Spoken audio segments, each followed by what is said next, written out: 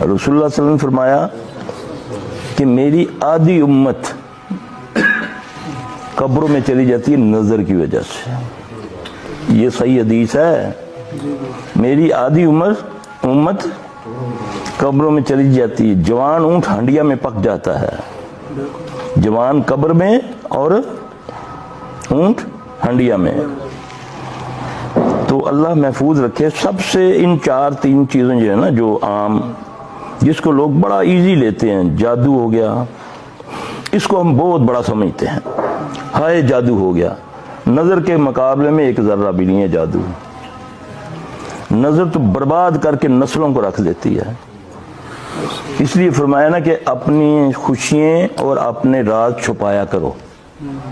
اپنی خوشیاں اور اپنے راز چھپا کے رکھا کرو.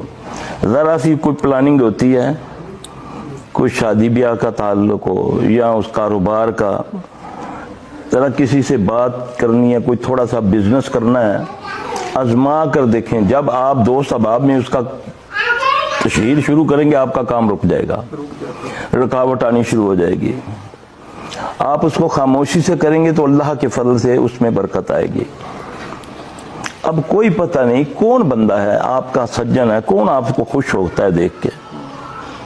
حاسد تو ہر جگہ ہے نا، اور زیادہ تر حاسدین اپنوں میں ہوتے ہیں.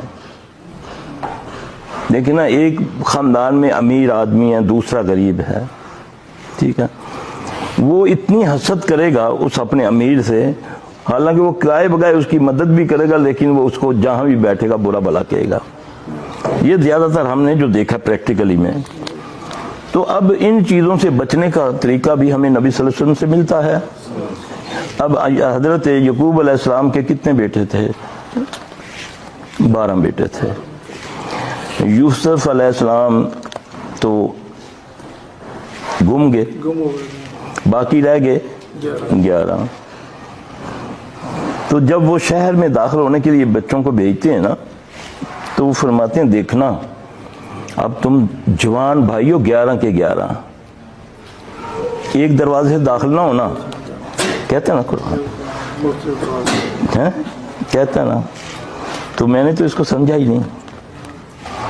میں نے تو بس رٹا لگایا، کو مر گیا تو ادھر بیٹھ کے پڑھنا شروع کر دیا.